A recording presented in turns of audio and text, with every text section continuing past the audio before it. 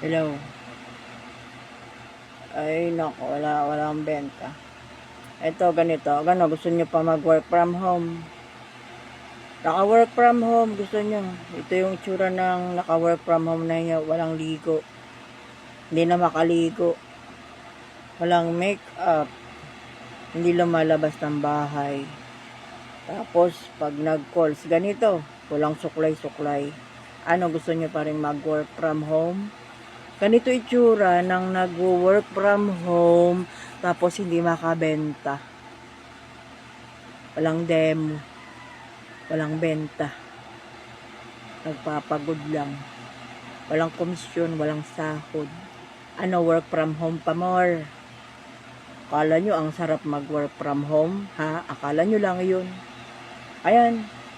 Hindi ka na nga makaligo. Hindi ka makapagsuklay. Tapos sabi nila, convenient daw, hindi kailangan mag-ayos. O yan, ganito. Ganito ang itsura ng naka-work from home. Gusto mo pa?